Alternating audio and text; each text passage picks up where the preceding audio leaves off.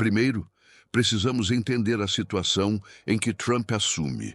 O governo Biden deixou um legado complicado, com uma popularidade em queda, marcada por desafios como a inflação crescente e a insatisfação com a política externa. Trump promete mais de 100 ordens executivas na primeira semana, muitas delas polêmicas. O que isso significa para a cultura interna e as relações internacionais? Trump falou abertamente sobre retomar o controle do Canal do Panamá e reavaliar as relações com o México.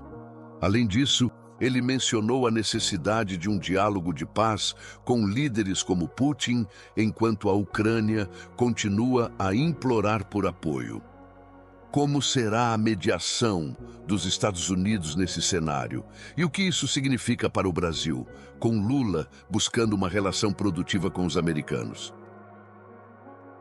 Vamos também discutir a situação do TikTok e as negociações que podem ocorrer sob a administração Trump. E não podemos esquecer das acusações de sabotagens no Mar Báltico, onde Rússia e China estão no centro das atenções. O Washington Post traz uma perspectiva diferente sobre esses eventos, e é crucial entender o que está realmente acontecendo. Por fim, a pressão sobre Benjamin Netanyahu está aumentando e ele pode sair como um vencedor ou enfrentar uma debandada da direita nacionalista. O que isso significa para a política israelense e para a estabilidade da região? Se você quer se manter atualizado sobre esses assuntos e muito mais, geopolítica, política atual e polêmicas, inscreva-se no canal. Deixe seu like e compartilhe este vídeo. Sua participação é fundamental para continuarmos trazendo conteúdo relevante. Agora vamos ao que interessa.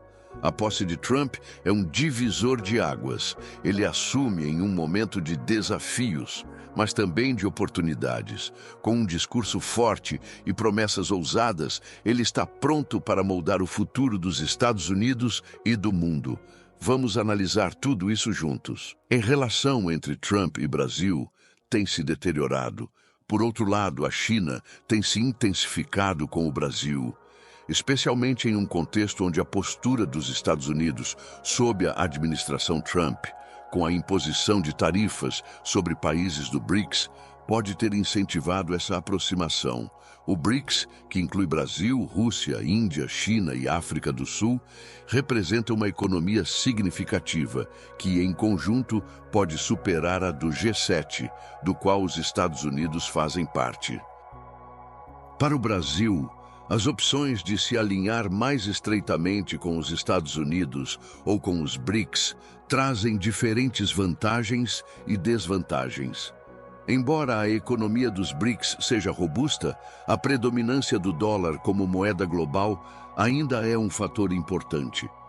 A criação de uma nova moeda pelos BRICS poderia, de fato, oferecer uma vantagem competitiva, mas isso também vem acompanhado de desafios, especialmente considerando a instabilidade política e os regimes autoritários que existem em alguns dos países membros. A situação é complexa, pois o Brasil, sob a liderança de um presidente que se identifica com regimes mais autoritários, pode encontrar dificuldades em equilibrar suas relações internacionais.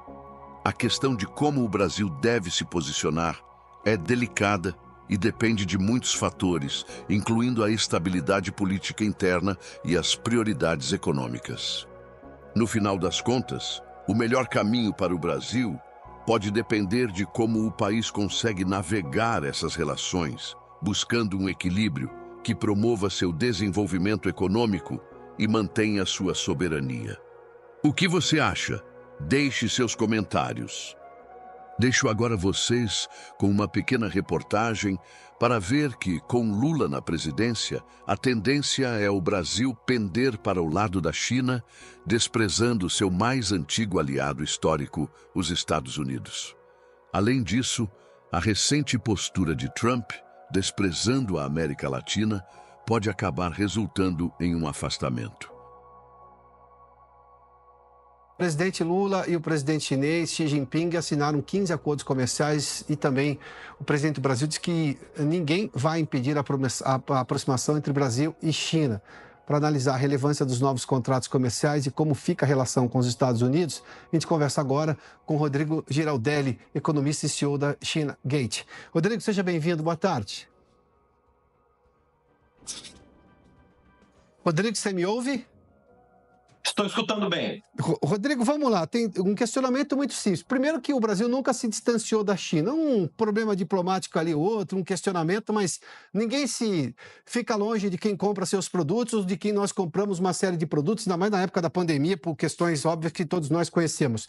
Mas que ponto você imagina que deve ser essa relação, levando-se em conta vários aspectos? A possibilidade de usar uma moeda diferente que não dólar para trocas comerciais, qual a viabilidade técnica disso? E, claro, essa questão que também tem com outro parceiro extremamente importante, não só comercial, como também cultural, que são os Estados Unidos. Pois é, a gente vive, nesse caso, Piotr, uma dualidade, né? Porque estamos lidando aí com os nossos dois maiores parceiros comerciais. A China hoje, aliás, já há um bom tempo é o nosso maior parceiro comercial, tanto na importação quanto na exportação. E os Estados Unidos são, né, é o país que é o nosso segundo maior parceiro comercial. Bom, no aspecto técnico, do ponto de vista do comerciante, do ponto de vista do importador, a parte de uma moeda única de troca, digamos, de real diretamente para o renminbi, a moeda chinesa, né, popularmente conhecido como yuan, é muito boa, porque traz menos atrito, menos fricção nas trocas comerciais entre os dois países. Então, num primeiro momento, é interessante, porque hoje o comerciante, para pagar as mercadorias na China, ele tem que converter em dólar, e depois o chinês, fornecedor, converte na moeda local. E o contrário é verdadeiro. Também, para as nossas exportações, o dinheiro chinês sai convertido em dólar e depois vem para o Brasil de dólar para real. Então, fazer uma conversão direta pode ser mais rápido, eu digo pode ser porque ainda não está operando, né? Vamos ver como que isso se realiza, né? Quando começar a executar. E pode ser mais barato também, tendo um pouco menos de taxas nessas trocas. Esse é o lado bom. O lado que pode não ser tão bom é que nós não conhecemos o histórico da moeda chinesa, porque os chineses eles têm um câmbio administrado, não é um câmbio livre. E o mercado ele gosta muito de previsibilidade, né? O dólar, apesar de ninguém conseguir prever a oscilação do dólar subindo e descendo, nós todos entendemos as mecânicas, né? Já vimos o dólar em caso de crise no Brasil, em crise nos Estados Unidos, em crise na Europa, em qualquer lugar do mundo. Então, existe um histórico de grande tempo na negociação de qualquer